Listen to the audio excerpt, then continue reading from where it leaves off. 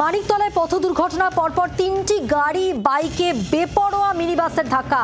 গাছের গোড়ায় আটকে যায় মিনিবাসটি। বাগুইহাটি বিবাদিবাগ রুটের মিনিবাস, দুর্ঘটনায় আহত 2। নেহাতি চালকের বেপরোয়া আচরণ নাকি ব্রিজের ঢালে বাসের হঠাৎ করে ব্রেক ফেল করেছিল বলে শেষ পর্যন্ত চালক গতির ওপর আর নিয়ন্ত্রণ রাখতে না পেরে পরপর এইভাবে একের পর এক গাড়িকে ধাক্কা মেরেছে তা খতিয়ে দেখছে পুলিশ।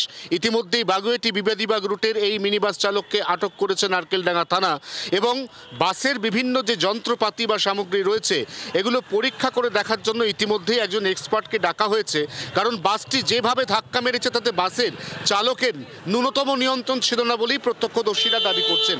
এই অবস্থায় এই দুর্ঘটনা নিঃসন্দেহে ঘন্টার পর ঘন্টা তীব্র যানজটে ফেলে গোটা মানিকতলা এলাকাকে এবং তারই সঙ্গে যে গাড়ির পেছনে প্রথম ধাক্কা মারে সেই গাড়ির মারাত্মক ক্ষতি হয়। জি 24 ঘন্টার জন্য ক্যামেরা দীপের সঙ্গে অয়ন, কলকাতা।